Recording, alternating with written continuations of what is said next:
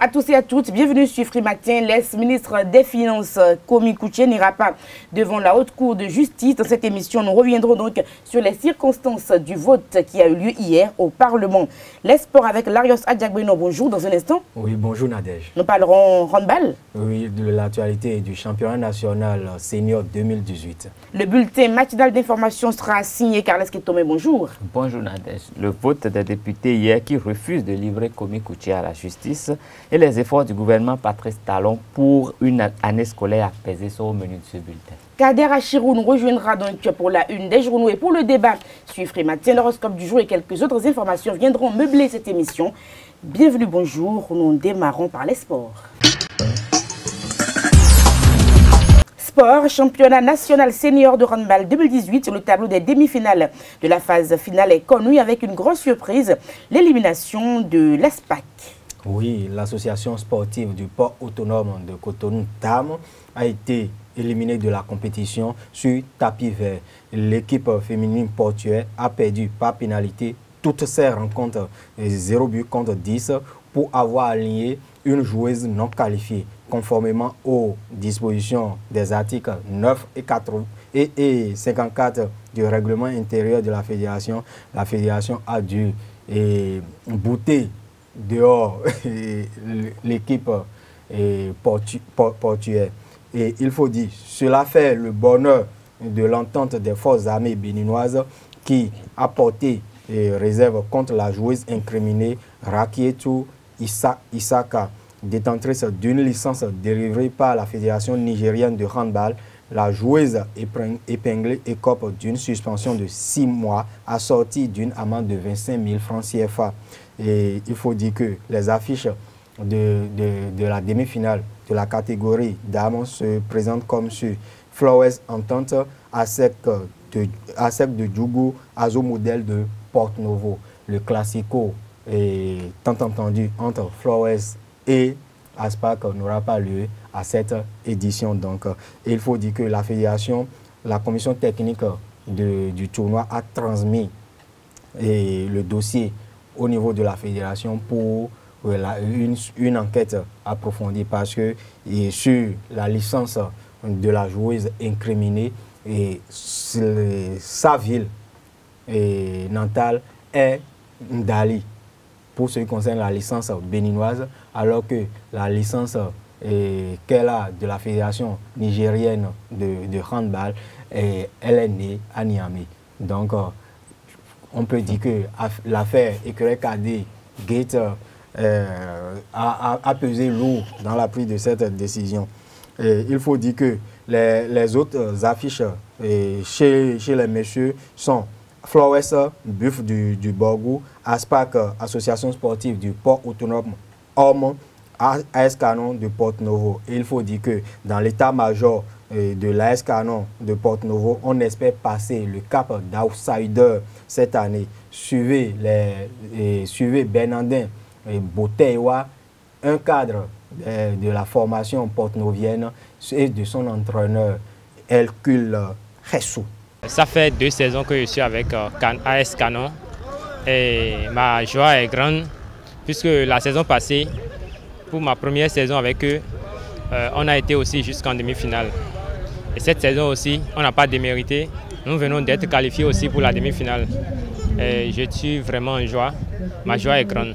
Mais pour le moment, mon objectif c'est vraiment être finaliste d'abord et après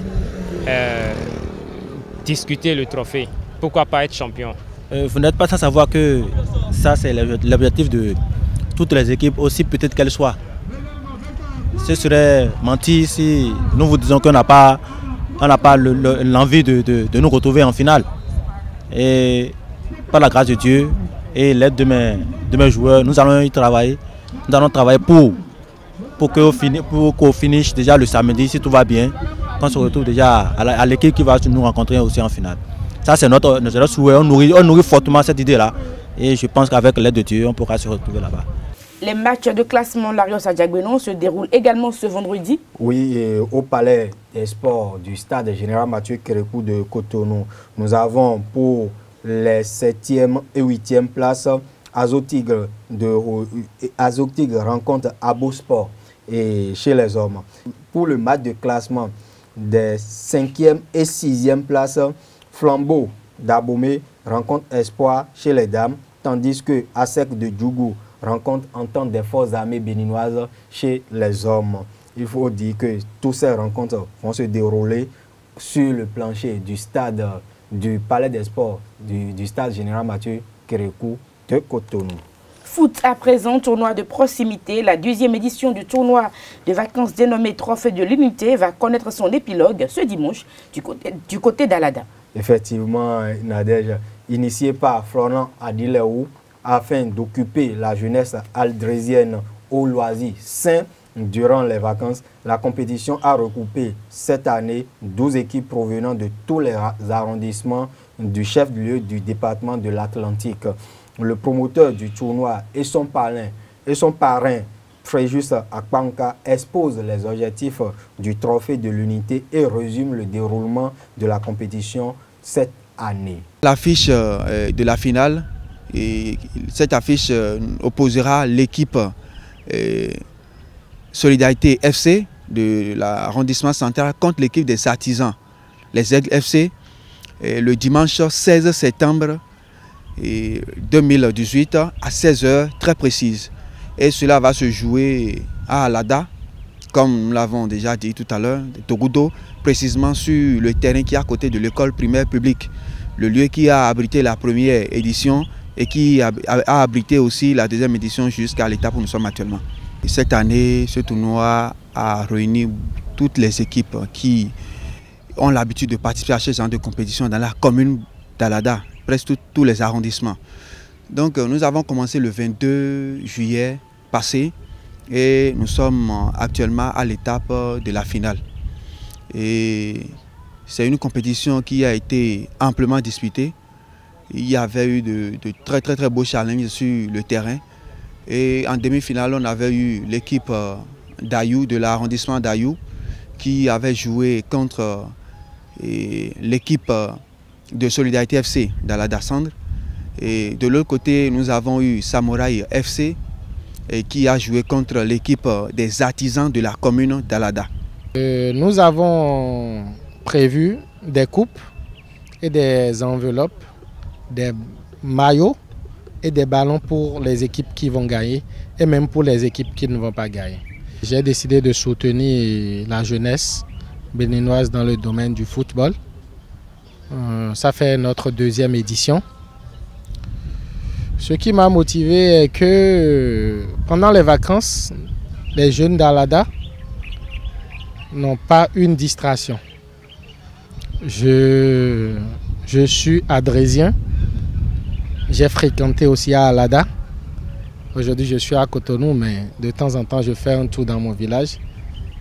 Et je suis conscient que pendant les vacances, nous n'avons pas des activités.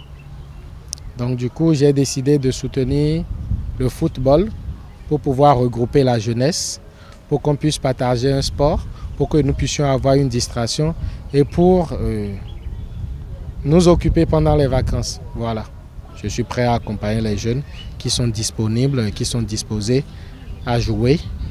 Et au-delà même de la compétition, s'il y a des jeunes qui veulent des formations, je suis prêt à financer pour les aider. Voilà. J'invite la jeunesse d'Alada, la population d'Alada et ses environs à sortir massivement le dimanche 16 prochain pour venir soutenir la jeunesse. Nous allons tous soutenir les jeunes qui jouent. Nous allons soutenir la jeunesse et que le meilleur gagne. Voilà. Nigeria, Ghana, toujours en foot, mais à un niveau supérieur. Le billet qualificatif de la zone UEMOA B pour la Coupe d'Afrique des Nations des moins de 17 ans va se jouer demain. C'est bien ça?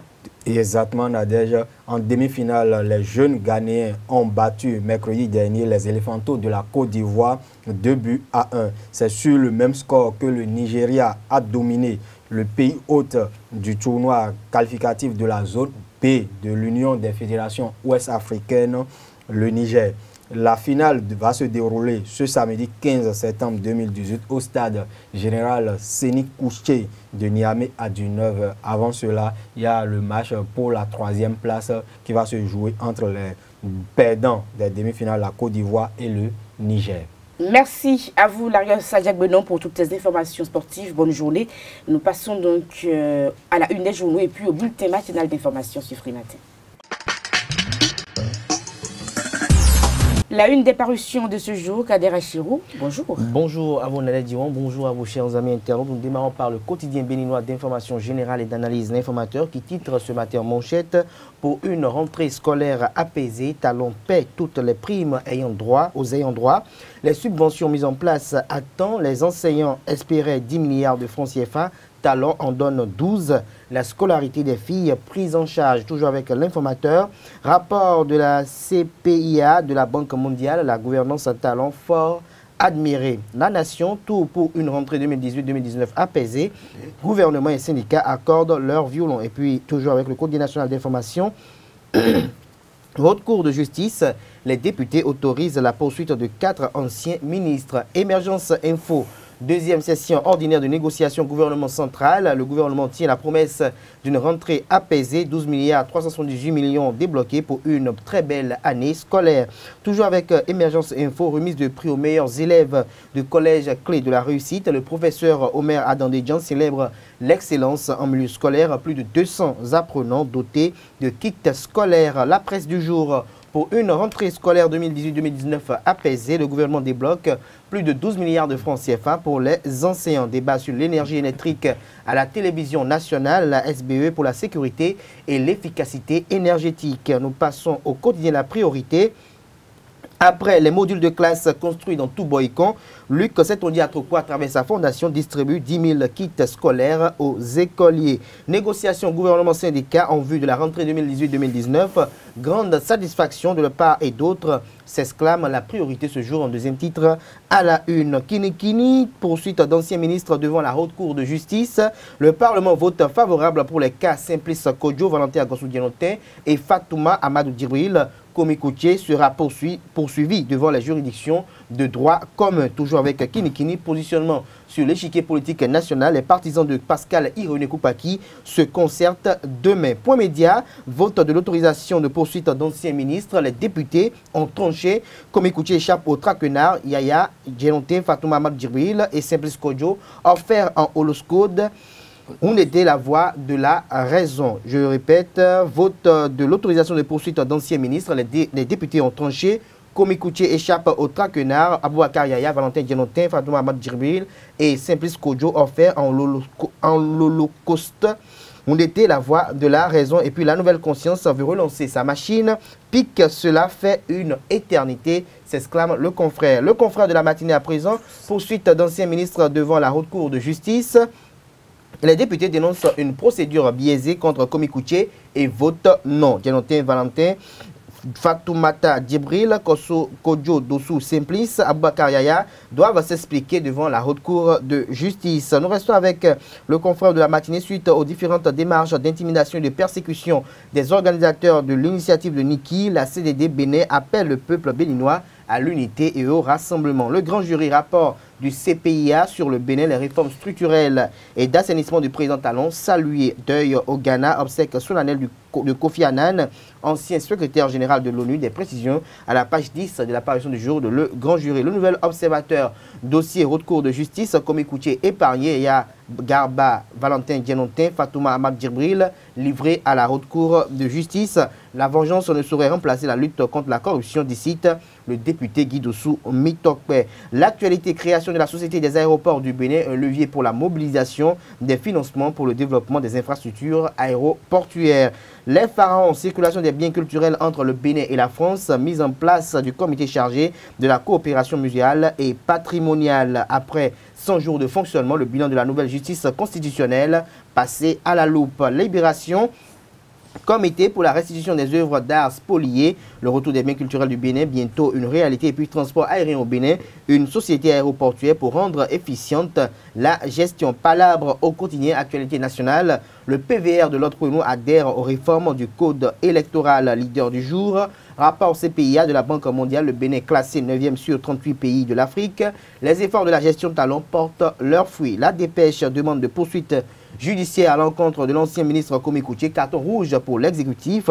Et puis Malanville, effondrement du pont, la sécurité des passagers qui empruntent les pirogues préoccupe le préfet du dit département. Montre cette info, rejet de poursuite contre Komi Koutié. L'honnêteté intellectuelle nous en oblige, d'ici l'honorable Adam Bagoudou. Nous passons au quotidien le matinal. Le matinal qui titre ce matin en manchette, année académique 2018-2019. Les anciens satisfaits au-delà de leurs attentes. Et puis toujours avec le matinal, évaluation 2017, des politiques et institutions nationales. La Banque mondiale apprécie la gestion de talents. Et pour finir ce matin, le potentiel rapatriement des biens culturels et objets royaux, le comité muséal pour restaurer le patrimoine national et deuxième session ordinaire de la CNPCNC de l'année 2018 à l'horizon pointe une année scolaire apaisée, les négociations très tôt entamées pour enrayer la menace des débrayages. Alors, Valentin Dianotin consort offert en holocauste. Holocauste, oui, tout à fait. Holocauste.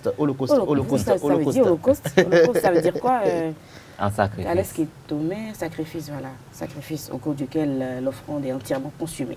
On espère que nos honorables députés ne seront pas entièrement consumés. Nous passons au bulletin matinal d'information sur Free Matin. Chers amis internautes, bonjour et bienvenue à ce bulletin d'information. Contre toute attente, les députés béninois ont décidé de rejeter la poursuite contre l'ancien ministre de l'économie Komi Koutié, cité dans un dossier de perte d'argent dans son domicile à Banté pendant la campagne de la présidentielle de 2016.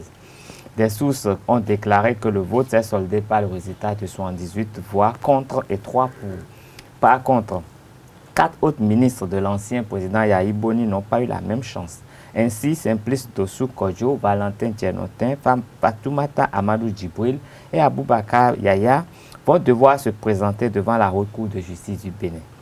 Si les mises en cause ont dénoncé une chasse aux sorcières, les députés membres de la majorité présidentielle, eux, voient dans cette démarche le fait de leur donner l'occasion de se défendre devant la justice. À la veille de la rentrée scolaire, l'affluence devant les stands de vente de fournitures scolaires n'est pas des plus impressionnantes. La course aux fournitures et autres accessoires préoccupe des milliers de familles, mais elle n'arrive pas à anticiper. Une situation qui affecte le business des fournitures scolaires et l'équilibre économique. Le constat de la rédaction. Annoncé pour démarrer le lundi 17 septembre 2018, la rentrée scolaire implique organisation et préparatifs. À cet effet, les petits plats sont mis dans les grands pour garantir une rentrée des classes réunies. Installés un peu partout dans la ville de Cotonou et alentour, les stands de vente de fournitures scolaires reçoivent la visite de quelques parents d'élèves et ceci pour le bonheur des vendeurs d'articles scolaires. Nous sommes les fabricants. Nous avons une imprimerie. Ça se passe bien. Bon. Et ici, on fait le détail. Et puis au premier étage, on fait le gros. Donc ici, c'est la distribution. Attendez, nos prix sont abordables. Les parents ne se plaignent pas des prix. On fait des prix promotionnels. Et puis, vous savez, c'est des produits béninois. Aucun parent ne pourra se plaindre de nous. Parce que tout est à la portée des parents. C'est des prix à la portée de la population aussi. Bon, actuellement, tout est nonchalant. La vente n'est pas encore effective en tant que telle. Les clients ne sortent pas. Ils attendent sûrement les derniers jours pour sortir. Par moment, il y a des gens qui viennent demander les prix surtout et promettent de revenir acheter. Là maintenant, les gens ne sortent pas. Ils ne sortent pas. Donc, on ne peut pas dire aujourd'hui on peut avoir 50 000, 30 000. Non, on ne peut pas dire ça. Si éventuellement on vendait, on aurait des bénéfices. Je crois, hein. Mais de toutes les façons, quand il y a une vente, il y a forcément bénéfice. Actuellement, les cahiers sont moins chers sur le marché. Partout, les trucs sont moins chers. Donc, c'est accessible à tout le monde. L'avant cette année, pour le moment, les gens n'ont pas encore commencé à acheter les fournitures quand même. Certains viennent demander les prix. Mais cette année, en tout cas, on prie Dieu pour qu'on puisse vendre. Mais tout le monde crie, il n'y a pas l'argent, que ça ne va pas. On s'en sort un peu. On trouve ce qu'on cherche un peu quand même. Pas trop, mais on trouve un peu. Si à la vente, on peut vendre quelque chose de 30, 50 par jour. Si pour le compte de la rentrée académique 2018-2019, certains responsables de standards de vente de fournitures scolaires se frottent déjà les mains, pour d'autres, la morosité économique prononcée ne leur permet pas de préparer comme il se doit la rentrée de leurs enfants. La poche est un peu vide. J'attends mon salaire pour commencer par acheter. Les moyens, bon, c'est pas facile, mais ça va aller. Ça va aller, je vais acheter. Les moyens ne sont pas prêts, mais on essaie quand même de faire. Il n'y a pas les moyens pour acheter en gros, mais j'aimerais acheter ça en détail. Si vous demandez les prix des fournitures, les prix sont abordables. On a déjà commencé par acheter les fournitures de la rentrée peu à peu. C'est toujours les mêmes prix. Nous savons que nous sommes au Bénin, que les prix ne changent jamais. Si ça doit changer, c'est 50 francs ou 100 francs sur un paquet de cahiers, c'est fini. Les prix, ça varie par endroit. Il y a certains. Dans les stands, les prix sont figés. Mais ceux qui ont les boutiques, en plus de l'air d'hiver, ils essaient de payer quelques fournitures, quelques cahiers. Et là, pour ceux qui n'ont pas de moyens de déplacement, ils peuvent aller faire cela pour pouvoir payer leurs fournitures. Souvent, dans ces endroits, ils disposent seulement des cahiers, des gommes. Donc, pour les premiers achats, si tu veux, si tu pars chez eux, tu peux trouver. Nous avons des stands ici simplement. Par exemple, je suis en train de rechercher un document Gado, par exemple. Je ne trouve pas ça ici. Je dois aller sur un autre stand pour voir si je peux retrouver Gado là. Donc si je trouve, j'en prends. Bon, pour les moyens, on se débrouille. Comme c'est les vacances, il faut essayer de faire les jobs de vacances. Si vous trouvez un peu, vous venez acheter quelques cahiers. Là, bon, vous finissez. Bon, comme il n'y a pas assez de moyens, si on trouve un peu, il faut payer un peu. Là, on finit par réunir tout. Moi, je veux qu'il augmente un peu le temps. Ou bien le 3 comme ça. Les gens disaient qu'on va commencer le 28, je ne sais pas, ou bien le 15. C'est ce que j'attends. Mais il voulait qu'il n'a qu'à nous donner un peu de temps jusqu'à le 3, sur le prochain. Là, ça serait bon. Ça va nous donner aussi de bien reposer et chercher le moyen pour acheter les trucs. Entre le souhait du gouvernement quant à un démarrage effectif de la rentrée, à bonne date et les difficultés économiques que rencontrent les parents d'élèves béninois, il conviendrait peut-être de trouver un consensus pour favoriser une belle rentrée scolaire. Avis est donc lancé au gouvernement béninois, à qui revient le dernier mot. Restons dans le même registre. Les parents d'élèves désirent d'acheter les fournitures nécessaires à leur progéniture déchantent dès qu'ils arrivent dans les lieux de vente. La hausse des prix les contraignent à un repli tactique ou à revoir leurs ambitions à la baisse. Un gérant de stand explique la montée remarquable des prix. Oui, moi je ne dis pas que c'est une politique de prix. Oui, il y a quelque chose que les gens ne comprennent pas. Ici que nous sommes là, c'est ici que nous sommes, il y a quelque chose que l'État perçoit chez nous. Là, on n'est pas venu ici se mettre ici et qu'on ne sait pas vendre, non. Il y a un tas que l'État perçoit chez nous, qu'on veut ça à l'État. Mais c'est pas que les gens, c'est vrai, quand les gens viennent ici, on dit qu'il y a un article de 100 francs, ailleurs ils peuvent trouver ça à 25 à 75 francs. Oui, parfois c'est comme ça, mais on ne peut pas émettre un même prix sur tous les stands. Chacun peut trouver le mieux. Ailleurs, ouais, ici par exemple, quelque chose qui est à 100 francs, par exemple, ailleurs, quelqu'un qui n'est pas installé sur un stand que l'État lui a proposé ne peut pas le vendre à 100 francs. Vous comprenez? C'est comme ça, il y a certaines choses que les gens ne comprennent pas, mais les trucs ne sont pas chers en tant que tels. Ils ne sont pas chers en tant que tels. Ouais. Pratiquement, les cahiers sont les mêmes prix partout. Les cahiers, parfois, il y a des différences de 50 francs près. Peut-être que ce sont les 50 francs que nous on va collectionner ici, petit à petit pour pouvoir baisser à l'État. C'est que les gens ne comprennent pas. Ouais, c'est ça en fait. Généralement, les articles chaque année, ça dépend de comment nous avons procuré. Ouais, les années se suivent mais ne se ressemblent pas. Ouais. Tu peux acheter quelque chose et l'année dernière à 1000 francs, aujourd'hui ça peut aller à 1100 francs, 1200. Ça dépend aussi de comment on les a pris là-bas. Et laissez-moi vous dire quelque chose. Ici, moi, faut pas qu'on se mente. On va dire la vérité. Les trucs ici, nous quand on veut vendre quelque chose ici, on vend en même temps, mais un prix, un petit quelque chose là-dessus. Ce que nous on va verser à l'État là, c'est pas quelque chose qui va sortir de nos poches. C'est les clients qui vont nous permettre de les verser. Parce que plus on vend, plus l'État serait satisfait. C'est comme ça. Les paquets de 1000 francs, par exemple, c'est à partir de 1000, normalement c'est 1200. Mais quand un client vient, selon la grandeur, selon la quantité de cahiers qu'il vient acheter, le paquet se fait parfois à partir de 1050, 1100 francs.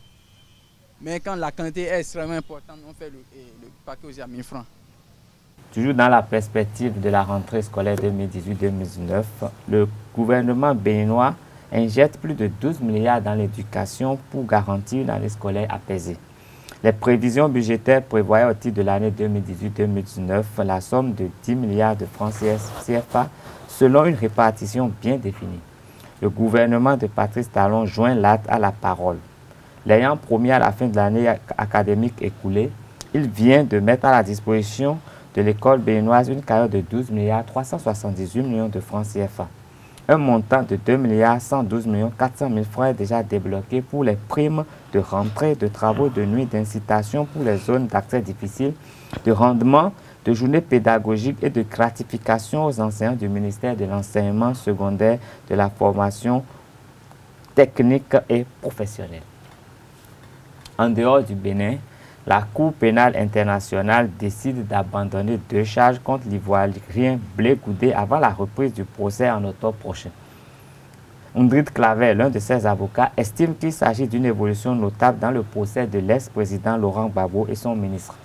L'avocat révèle que les 2 charges effacées sont celles relatives à la marche des femmes de 2011 et au bombardement d'un marché. Ndrid Claver signale toutefois que ce ne sont que 2 charges sur les 5 qui ont été abandonnées par la Cour pénale internationale.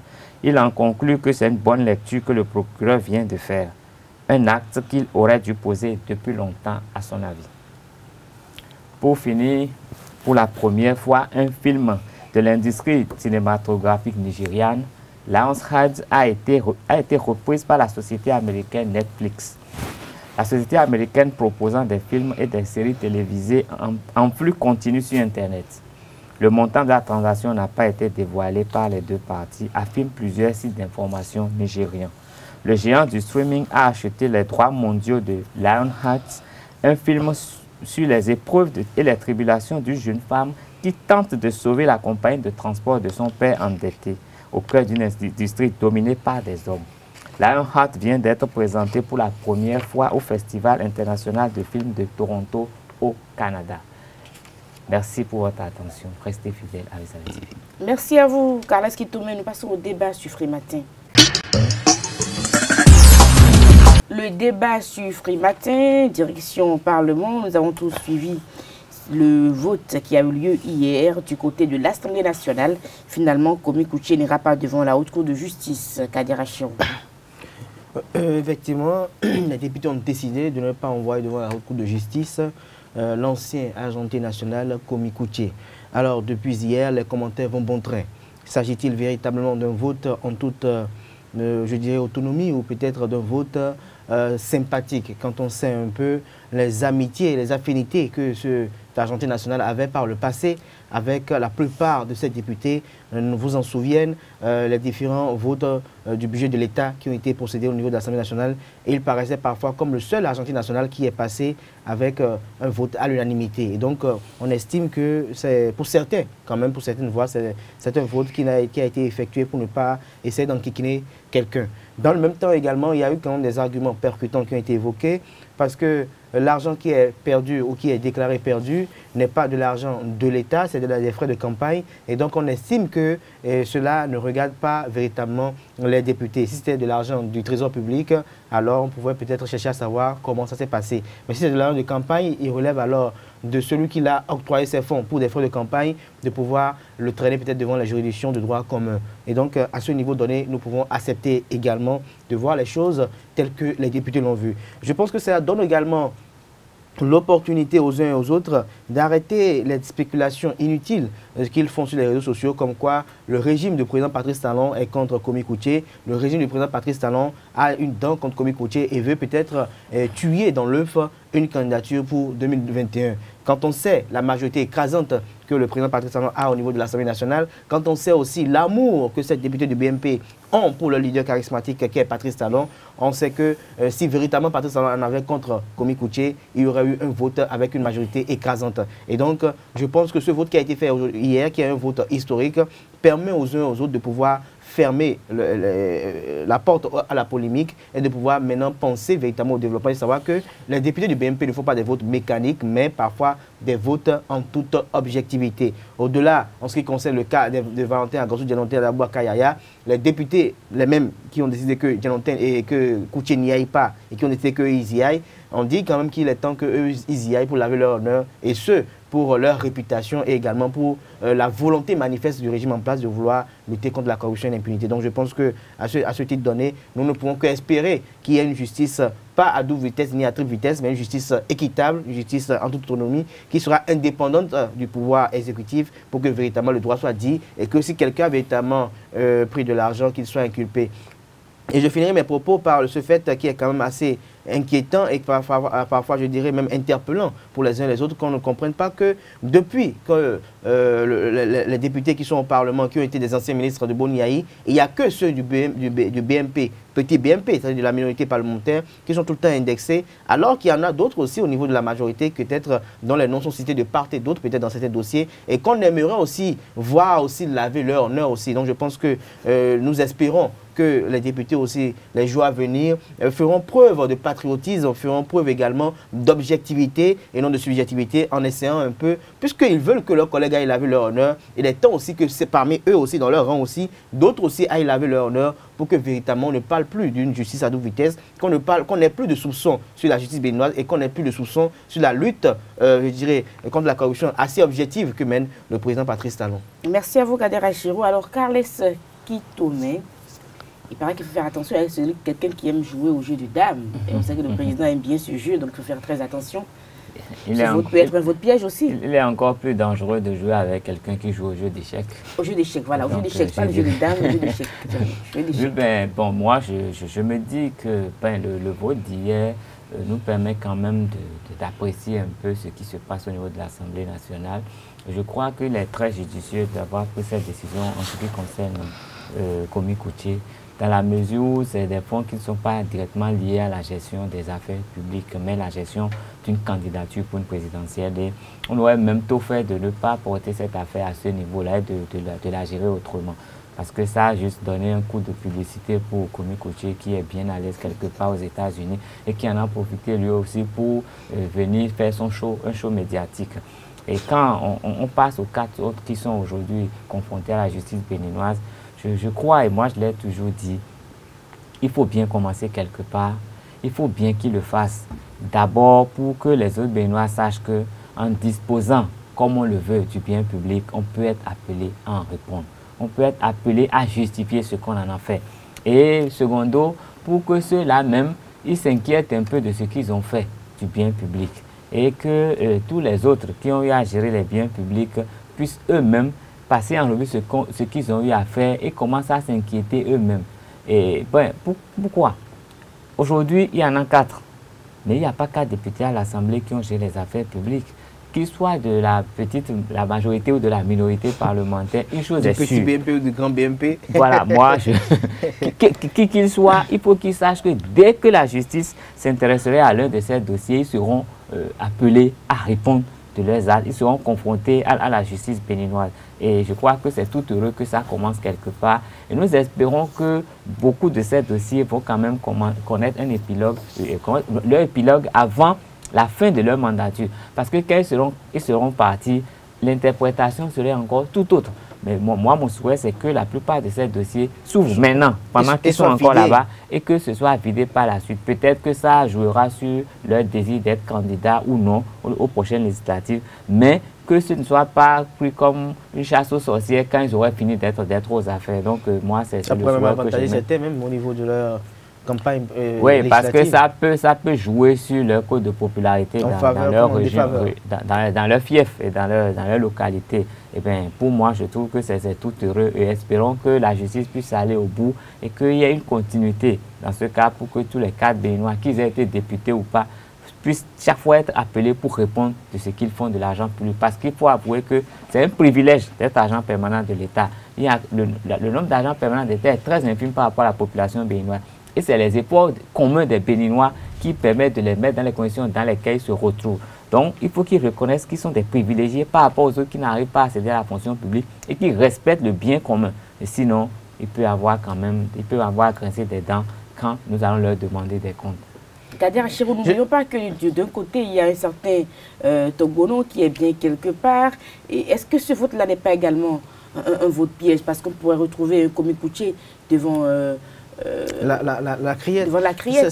C'est vrai que si Komi Kouché doit être écouté avec le montant qu'on est en train d'écouter aujourd'hui, la criette qui a été créée spécialement pour gérer des affaires du genre ne serait que la cour qui aura en charge de pouvoir écouter Komi Kouché, parce que d'aucuns parlent de 75 millions, d'aucuns parlent de 800 millions, et il y a une incertitude sur le montant réel des fonds qui ont été perdus. D'aucuns disent qu'il ne s'agit peut-être pas de perte, et qu'il s'agit peut-être d'une soustraction, peut-être à d'autres fins.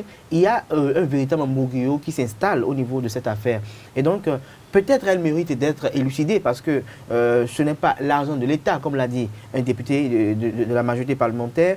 Et donc, cet argent, sa traçabilité, pour y voir clair, ça relève de la volonté manifeste de Lionel Zinsou, qui était candidat à l'époque, et de son directeur de campagne d'alors, de vouloir voir véritablement où est passé l'argent véritablement. Si eux aussi estiment qu'on ne doit pas voir clair dans cette affaire, alors je ne vois pas pourquoi on va perdre du temps à vouloir voir. C'est comme si on apprend que Nadège Diwan a perdu peut-être 20 millions et qu'on s'y attarde, on peut s'y attarder si on veut peut-être lui donner 20 millions en compensation. Mais si on ne veut pas lui donner en compensation, je pense qu'on peut ne pas. Mais on va s'intéresser à cette affaire quand on sait que l'intéressé n'a pas le devoir de pouvoir garder une somme du genre chez lui. Les campagnes, pendant les campagnes.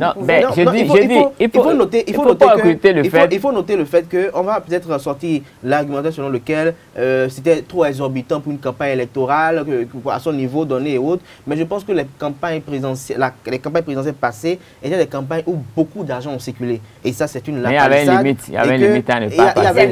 Il y avait 2 milliards 5. Il y avait une limite. 95 millions, c'était pas encore... Parce qu'il y a beaucoup de montant. On parle de 95 millions, on parle de 75 millions. On parle de 800 millions, n'oublions pas. Et il n'arrive pas à justifier, justement. On a des sorties. Non, mais de quoi il parle, je voudrais qu'on rappelle un peu les faits. À l'époque, on avait fait remarquer que le neveu de Komi Kouché aurait soustrait près de 150 millions à son domicile.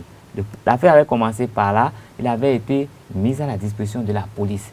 C'est une fois arrivé au poste de police que de déclaration en déclaration, les gens ont déclaré qu'il y aurait près de 800 000 francs au domicile. 800 millions. Bon, 800 millions voilà.